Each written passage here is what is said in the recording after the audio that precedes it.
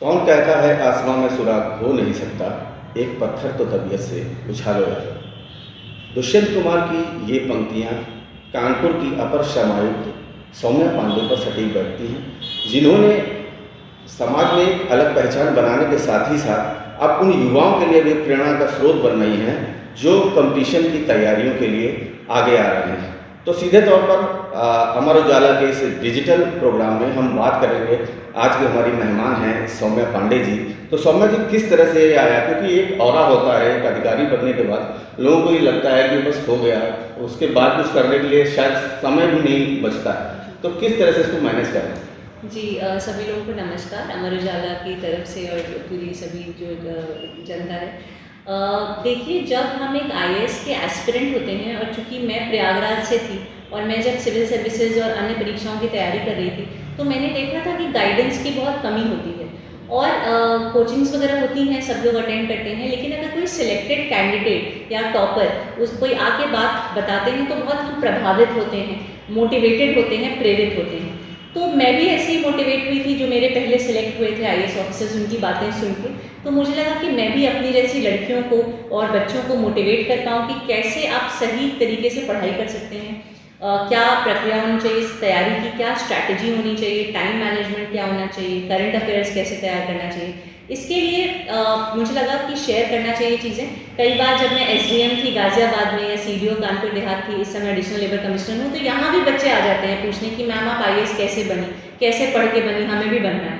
तो मैं सबको इंडिविजुअली बताती थी, पर मुझे लगा एक प्लेटफॉर्म होना चाहिए, जैसे कि गवर्नमेंट की भी माननीय मुख्यमंत्री जी अभ्युदय योजना है, तो आने वाले समय में अभ्युदय के माध्यम से मैं चाहूँगी कि मैं अपनी बातें सभी स्टूडेंट्स को बता पाऊँ। यूट्यूब भी है, ऑफलाइन क्लासेस भी चलती हैं और माननीय मुख्यमंत्री जी की भी ये प्रेरणा रहती है कि जो सिलेक्टेड ऑफिसर्स हैं वो लोग अभ्युदय के प्लेटफॉर्म से अपनी बातें बच्चों तक, एस्पिरेंट्स तक पहुँचा पाएँ। तो किताबें हैं, ये प्लेटफॉर्म्स हैं, इन माध्यम से सही स्ट्रैटेजी अगर अभ्यर्थियों को मिल पाए तो ये बहुत अच्छी बात है। निश्चित तौर पर ये एक बड़ी सफलता है और कितने ही लोग जुड़ते चले जा रहे हैं। मैं देख रहा था आपका जो यूट्यूब है, सोशल मीडिया की साइट्स पर काफ़ी फॉलोवर्स हैं और आपको फॉलो करते हैं। किस तरह की उनके सामने दिक्कतें आती हैं, क्योंकि नीचे कमेंट्स में वो लोग लिखा करते हैं? जी, इनफैक्ट मैं ज़्यादा बताना चाहूँगी अभ्युदय योजना के प्लेटफॉर्म से, क्योंकि उस पर भी मैंने यूट्यूब में पढ़ाया है।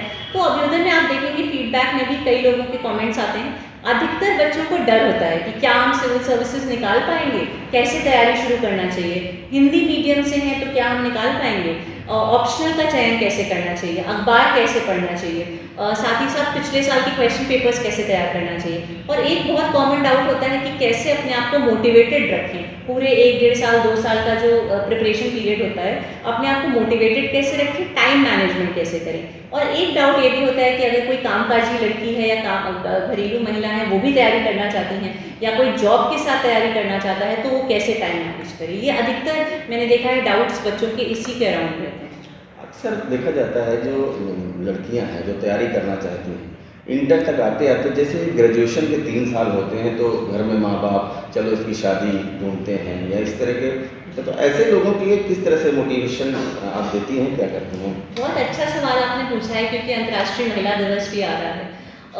जब बच्चियों को ये बोला जाता है, और अभी भी गांव देहात में कई बार ऐसा होता है कि बच्चियों को समान अवसर शिक्षा के नहीं मिलते हैं लड़कों के मुकाबले, इसीलिए माननीय प्रधानमंत्री जी ने बेटी बचाओ बेटी पढ़ाओ कार्यक्रम शुरू किया और माननीय मुख्यमंत्री जी ने मिशन शक्ति कार्यक्रम शुरू किया कि बच्चियों की, नारियों की शक्ति, सम्मान, सुरक्षा और स्वावलंबन भी उतना ही जरूरी है जितना पुरुषों।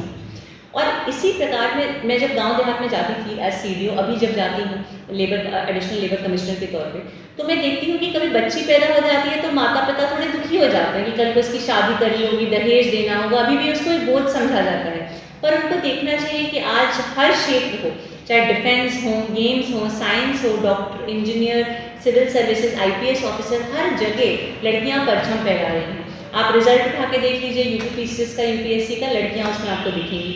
इस बार कस्तूरबा गांधी बालिका विद्यालय से पढ़ी हुई एक बच्ची ने यूपीपीसीएस में परचम लहराया है।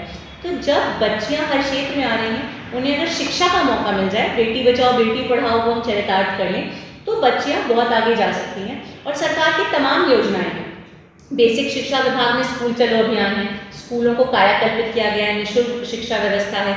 लेबर डिपार्टमेंट द्वारा अटल आवासीय विद्यालय खोले गए हैं हर मंडल में, जिसमें लेबरर्स के बच्चे और जो कोविड में अनाथ बच्चे हुए थे वो निःशुल्क रेजिडेंशियल फैसिलिटी प्राप्त कर सकते हैं।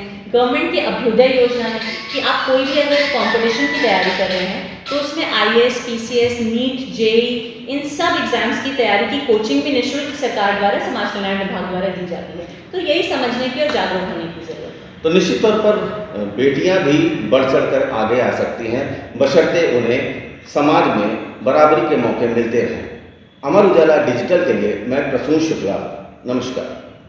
अगर आप ये वीडियो YouTube पर देख रहे हैं तो हमारे चैनल को सब्सक्राइब करें और बेल आइकन को दबाना ना भूलें। अगर आप Facebook पर ये वीडियो देख रहे हैं तो हमारे पेज को लाइक करें।